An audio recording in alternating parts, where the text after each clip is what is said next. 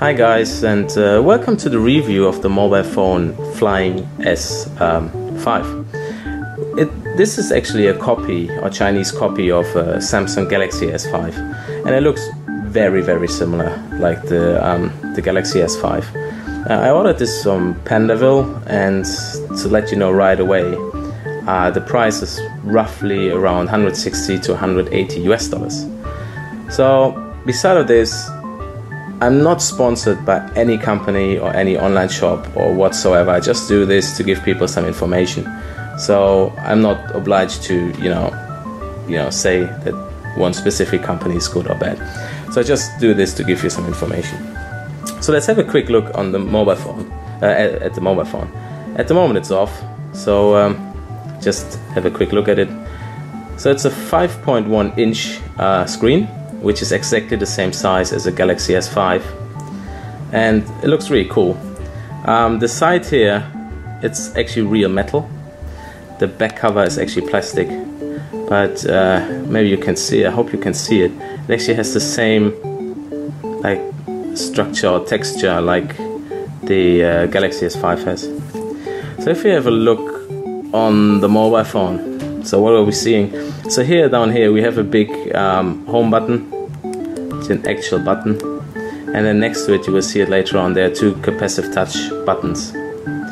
On top, you have the speaker here, and then you have some sensors here, and here is the front camera. On the bottom, or on down here, you have the microphone here, and you have the micro USB connection here to charge or to connect to data. On the right side, you have the on and off button here. On the other side, you have the volume toggle up and down. And on top, you have here another microphone, which is actually used for noise cancellation. And here you have a 3.5mm aux jack. On the back, you have down here, there you go, now you can see it. Down here it's a speaker. Then up here you have LEDs for flash and so on. And here you have the rear facing camera.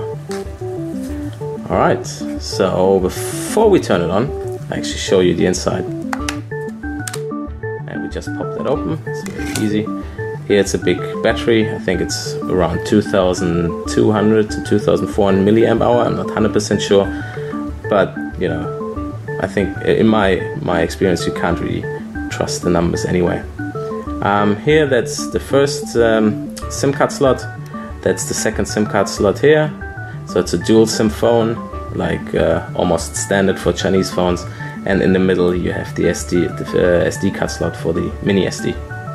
As said before, here down here is the speaker. So I'm not putting the normal back cover on, I'm putting the flip cover on that comes with the phone, just to show you. So you just take this, it just, like the normal cover, goes to the back and just pops on. So you just pop it on a bit, make sure that it's all properly done. So you put a bit of pressure on the edges and that's it. So now that's the flip cover. So let's turn it on. So I hope you can see it runs Android KitKat 4.4.2, which is the latest Android version at the moment. So I said before, that's a 5.1 inch screen. The resolution is 1920 by 1080, which actually makes this phone a so-called retina display. So it has roughly around 460 pixels per inch, which means the human eye can't distinguish between the different pixels anymore. It's pretty quick, and we come to that in a second, so it's pretty responsive. Right? And as you can see, I pressed the button and you can actually see the capacitive touch buttons here on the side. They're actually illuminated, so there's a backlight. What you can't see at the moment as well, on top here, there is a status LED, so it actually shows you like if it's charging and so on and so on. So I turned it on before, so I ran the Antutu benchmark to to show you the numbers and show you the details of the mobile phone. So this mobile phone gets I'm not sure why it gets a little bit dark, but it gets 28,580 points, which is pretty good. So if you have a quick look at the ranking, I hope you can see it. With this number, which is roughly around here, like the 30,000 mark, we're roughly in the same league with the old HTC One and with the Google Nexus 4. The Galaxy S5 up here is quicker than this phone, but the Galaxy S4 is not. So that's actually not bad. So if you have a look into the device info, as said before, it runs Android version 4.4.2. Then the resolution is 1080 by 1920. I skipped the camera because it comes again later on. We have 2 GB of RAM, 4 GB of system storage, so which is for apps and so on, and 10 GB of internal storage for like pictures and so on. Of course, you can, as shown before, add a SD card. I'm not sure where the limit is, but 32 GB should definitely work without a problem. If you have a quick look at the CPU information, so it's an 8-core, it's a so-called Octa core with 1.7 GHz, which is pretty quick. It's a 32-bit processor. Then for the graphics, it supports OpenGL. As you can see here, the density, which I said before, is actually 480 dots per inch. I hope you can read that. So it's definitely a Retina display. Now we can come to the camera. So the rear-facing camera is 13 megapixel. The front-facing camera is 5 megapixel, which is both pretty high for a mobile phone.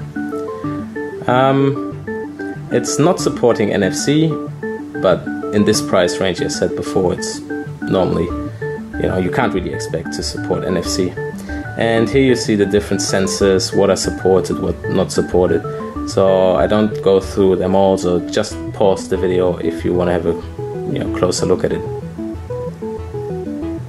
Alright, so if you go back out, a question that always comes up for Chinese phones are if the Google Play Store is supported.